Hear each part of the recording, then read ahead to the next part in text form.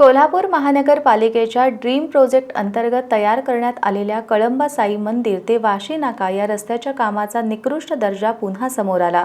रस्त्यावरील चेंबरचं झाकण निकृष्ट दर्जाचं असल्यानं आज सकाळी भर रस्त्यात एक डंपर थेट चेंबरमध्ये जाऊन अडकला। अडकलेला डंपर क्रेनच्या सहाय्यानं बाहेर काढण्यात आला। सुदैवानं यात कुणालाही दुखापत झाली नाही।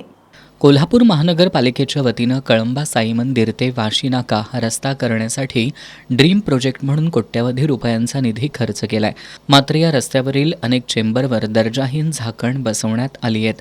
अनेक ठिकाणी तर चेंबरवर झाकणच नाहीत।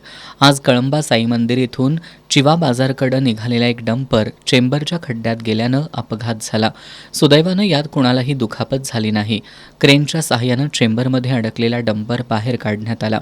या रस्त्यावर अशा घटना वारंवार घडत असूनही ठेकेदार याकडे जाणीवपूर्वक दुर्लक्ष करत असल्याचा स्थानिकांचा आरोप आहे। या घटनेला जबाबदार असलेल्या ठेकेदारावर कारवाई करण्याची मागणी परिसरातील नागरिकांमधून केली जाते आहे।